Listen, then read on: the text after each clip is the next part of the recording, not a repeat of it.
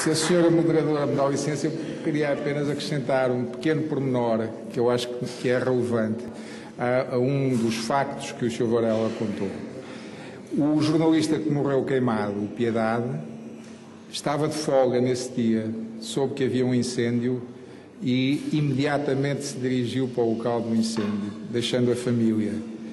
A viúva, para conseguir depois uma pensão de viuvez, teve de recorrer ao tribunal, porque a empresa, a entidade patronal desse jornalista, alegou que ele estava de folga, portanto, se tinha ido para o incêndio, tinha sido porque queria, não, ninguém o tinha obrigado.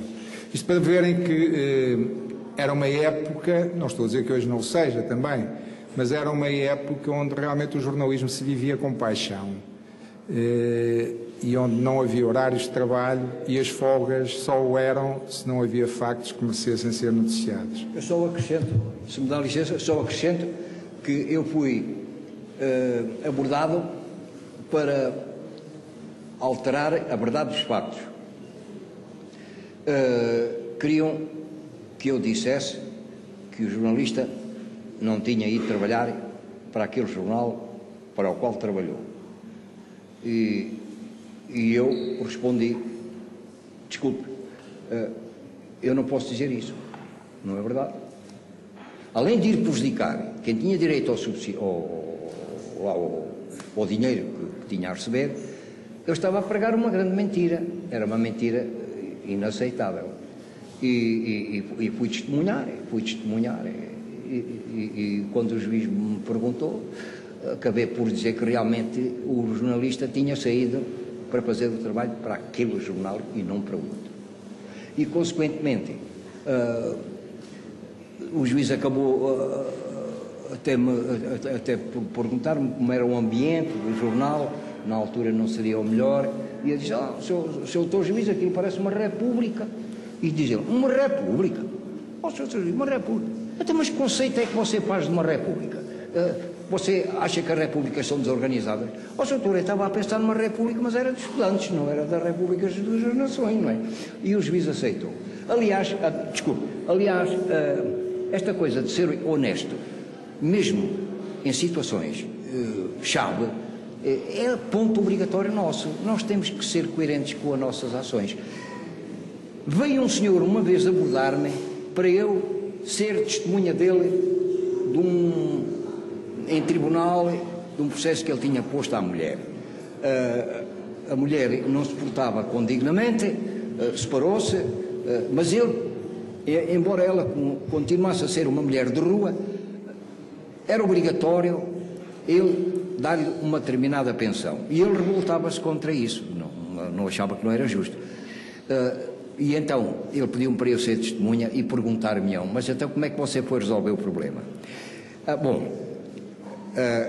Eu fiz fotografias da pessoa com quem essa senhora andava metida, a despedirem-se um do outro, o carro a ficar ao sol em pleno agosto, só para quando o senhor entrasse no carro, visse a janela e fizesse adeus, e para além de outras coisas que eu vi. E então, quando o juiz me chamou, eu fui a primeira testemunha e disse, senhor doutor, antes de eu depor e de responder às perguntas que me quiserem fazer, o senhor doutor dá-me licença que eu vá aí próximo. Então, o que é que você quer? Venha cá. Aproximei-me do juiz, puxei das fotografias e mostrei, senhor doutor, eu tenho isto aqui assim, assim, assim, faz favor de ver. E diz ele, isto é uma prova fundamental, dizia ele, isto é uma prova fundamental, mas você vai-me explicar porque é que tinha isto, o que é que o levou a tirar estas fotografias. Digo, senhor doutor, além de mim, da minha pessoa, o senhor doutor é a segunda pessoa a ver estas fotografias, porque eu, desde que as tirei, nunca mais ninguém as viu. Fui eu só, o único a vê-las. Portanto, isto esteve guardado religiosamente. Agora o senhor doutor quer saber. Então o senhor doutor acha que eu, sendo um repórter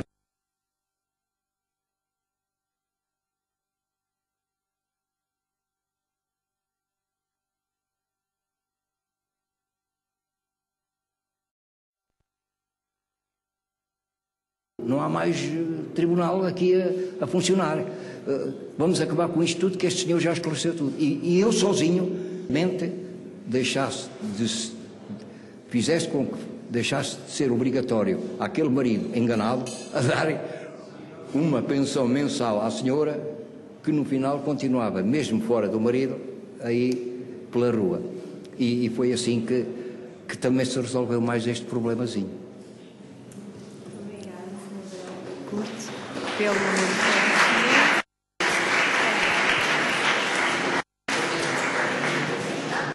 Jorge Castilho também por acrescentar os pormenores da história. Agora ouvíamos a opinião então do Sr. Cabral de Oliveira. Faz favor.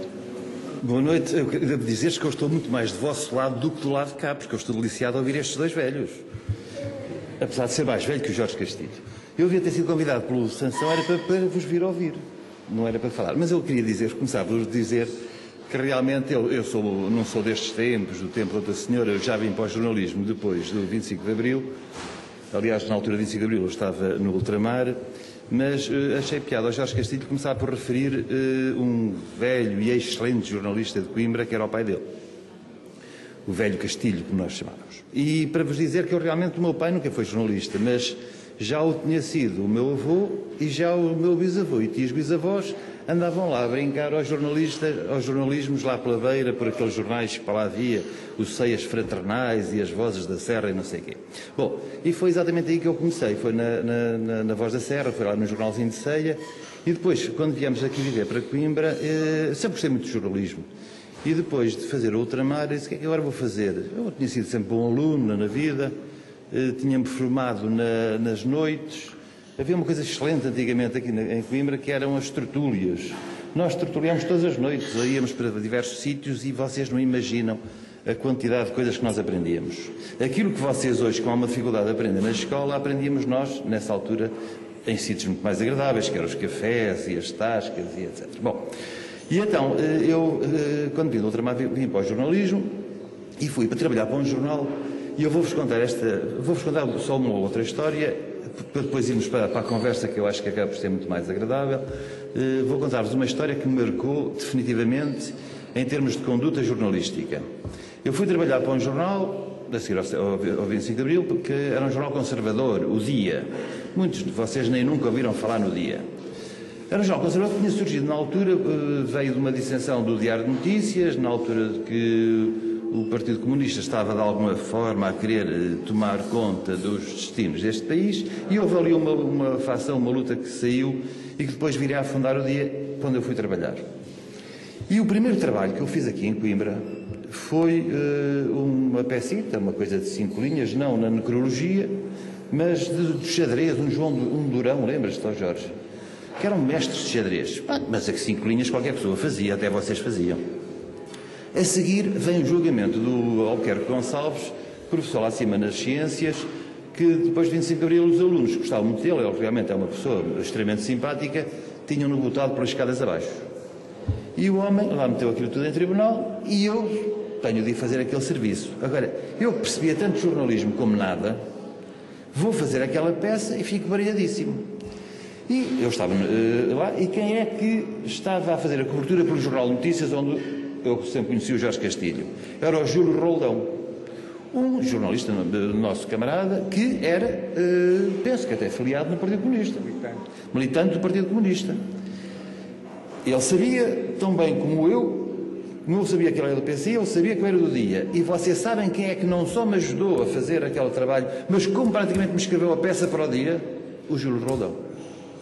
E foi aqui que eu aprendi a primeira grande lição da solidariedade entre jornalistas. Nós podíamos ser de jornais diversos, podíamos ser de tendências políticas diversas, podíamos até ser de jornais. Eu, durante anos e anos e anos, fui quase opositor diário do Jorge Castilho, porque ele estava no Jornal de Notícias, eu estava no Comércio do Porto. Eram, na altura, os dois grandes jornais que mais se rivalizavam, etc. Nunca houve motivo, nem eles, nem da minha parte para eles, nem eles para eles, de haver qualquer situação que o essencial não fosse assegurado.